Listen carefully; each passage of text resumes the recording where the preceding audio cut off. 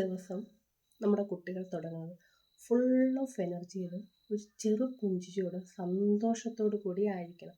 അതൊരു കഥയിലൂടെ എൻ്റെ കൊച്ചു കൂട്ടുകാർക്ക് ഞാൻ പറഞ്ഞു തരാം. ഒരു പൂ മൊട്ടായിട്ടിരിക്കുന്ന സമയം ആ പൂവ് വിടരണമെങ്കിൽ സൂര്യപ്രകാശം അതിലേൽക്കണം.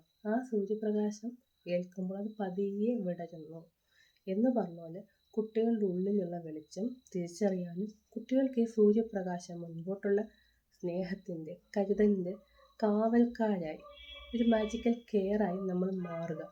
അപ്പോൾ ആ പൂ വിടരുന്ന പോലെ കുട്ടികൾ വിടരാൻ നമ്മളൊരു സൂര്യപ്രകാശം അല്ലെങ്കിൽ നമ്മൾ അവർക്കൊരു ലൈറ്റായി മാറുക. ആ രീതിയിൽ കുട്ടികൾക്ക് പറഞ്ഞ് മനസ്സിലാക്കി കൊടുത്തിട്ട് ഒരു ദിവസം എഴുന്നേൽക്കുന്നത് ഉറക്കം പൂർണ്ണമാകാതെ ബുദ്ധിമുട്ടിയാകരുത് നമ്മുടെ കുട്ടികൾ എഴുന്നേൽക്കുന്നത്.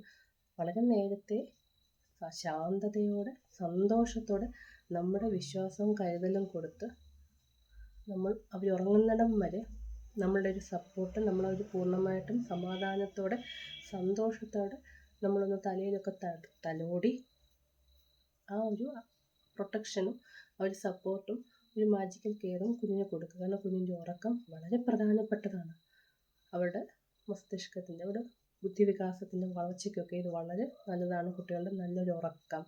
ആ ഉറക്കം കഴിഞ്ഞിട്ട് നമ്മൾ ശാന്തതയോടെ സമാധാനത്തോടെ വളരെ നേരത്തെ അവരെ എഴുന്നേൽപ്പിക്കാൻ, വളരെ നേരത്തെ ഒരു 9 അല്ലെങ്കിൽ 10 അവരെ ഉറക്കാനും, നേരത്തെ അവരൊരു 5 മണി അല്ലെങ്കിൽ 6 തന്നെ അവർ എഴുന്നേൽക്ക് ശാന്തതയോടെ സമാധാനത്തോടെ ഫുൾ ഓഫ് എനർജി ആയിട്ട് ആ ഒരു ദിവസത്തെ വരവേൽക്കാൻ കൂടി കുട്ടികളെ പ്രാപ്തരാക്കുക. നല്ലൊരു ഉറക്കം, നന്നായിട്ട് അവരുണർന്ന് എഴുന്നേൽക്കുക ഫുൾ ഓഫ് എനർജിയിൽ, സന്തോഷത്തിൽ.